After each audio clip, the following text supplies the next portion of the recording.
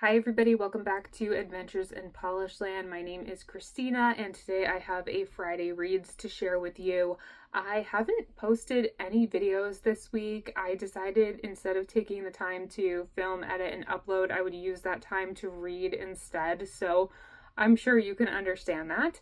I've been enjoying what I've been reading, although I haven't read as much as I would have liked. I feel like that's my theme for this year, but that's okay. I'm going to keep on reading. And I thought at the end of this video, or mixed throughout rather, I would talk about two topics. The first is library books, and then the second one is, I suppose you could say, foundational reading.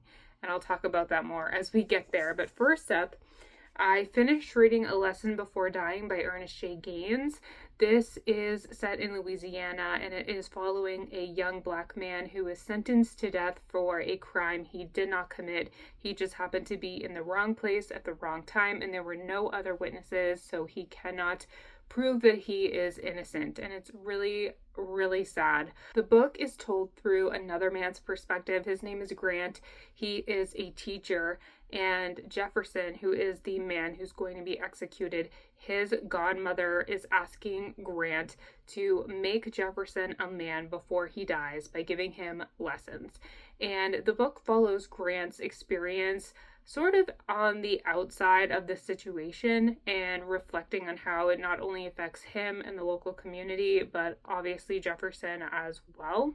I found this book really sad and tender and emotional, and I ended up giving it a 5-star rating. I think this is such an important read that should be taught in schools because this is set in the 1940s, and you can really see how even though slavery technically ended decades before, it is still impacting their lives. It was really upsetting to see that they lived on a plantation, they still had to work in the fields, they didn't have the education that white folks had.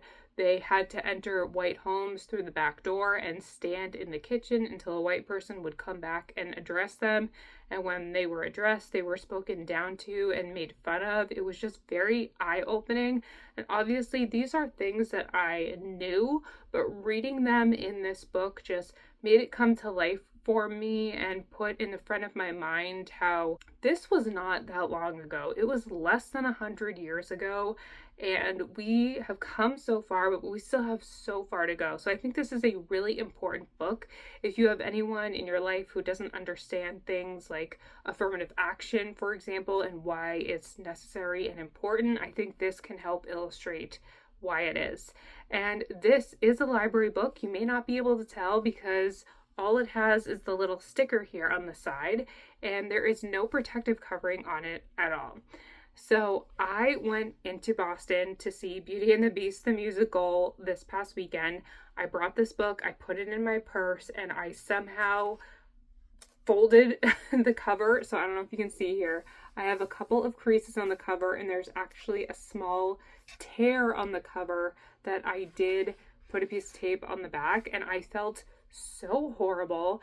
And when I return this to the library, I'm going to let them know, hey, I am so sorry. I'm the one that damaged this book. It was in like new condition before, and I've ruined the cover. I mean, it's not ruined. I would still buy this at a used bookstore as is and have it in my collection, but I want to be a good library patron and tell them that if they need me to replace the book, I'm going to do that. It was, let's see, $12.95 retail price, so I'm willing to pay that $12.95 to keep the librarians in my good graces. But I would love to know your thoughts because I know for some people traveling with a library book is very controversial. I didn't really travel with it. I just went into the city with it and had it in my purse, so maybe you consider that travel, but I wasn't on vacation. But would you travel with a library book? Would you bring it with you anywhere? And have you ever accidentally damaged a library book, and what happened? Did you fess up to it when you returned it, or did you just return the book and hope no one noticed? I would love to hear your thoughts. I use the library all the time, so I definitely want to make sure I am in the good graces of the librarians. I've used the same library for over 30 years now, so I don't want to have any marks on my account. And speaking of the library, I have 2 books on hold right now. that I've been on the wait list for, and I can look in my library account and see that I'm number one for both of them. And I'm hoping they come in at staggered times because one of them is over 500 pages long, and I'm a little nervous that I won't have time to read it before it's due back. So that's my little tangent on the library. The next book that I'm currently reading is Our Town by Thornton Wilder. This is a play. It is set in New Hampshire. And in this edition, there is a foreword by Donald Margulies. I hope I'm saying that correctly, but I already read that. I've already read the play, and now there's an afterword that is about 70, 80 pages long. So I'm reading the afterword, which has more information about how the play was written and I think the history of the production, which is great. And the reason I wanted to chat about this today is because I feel like this is a foundational piece of literature. It is a play, so the play itself is a quick read. Obviously, it's designed to be experienced in a few hours, because if you went and saw it at a theater, you'd be sitting down for that few hour period. It is a 3-act play, so I believe if you saw it, it would have 2 intermissions. But this is a very, very famous play. And in fact, the first line of the foreword says, "You are holding in your hands a great American play, possibly the great American play." And I thought it was really interesting to see when I read the play, nothing really came to mind that I have heard about before that referenced it, other than just hearing people talk about the play itself. But then I went onto Goodreads and I saw that people said this play is heavily featured in the book Tom Lake by Ann Patchett, which is on my library list and one that I hope to read. But I thought that was really interesting because I feel like there are certain works of literature where until you've read them, you don't realize how much they are referenced throughout life. So whether it be in other works of fiction, whether it be in movies and TV shows, or sayings that just become part of our life. So I wanted to know if there are any pieces of literature, whether it be fiction, a play, what have you, that you feel like is a foundational piece, and that once you read it, you suddenly heard it referenced everywhere and you understood so many more things in other pieces of literature. I think that's a really fascinating conversation. I know not long ago I watched one of Kelly's videos from Books I'm Not Reading, and she talked about how even if you're not Christian, you should read the Bible because so many things are referenced from the Bible in other pieces of literature and in life.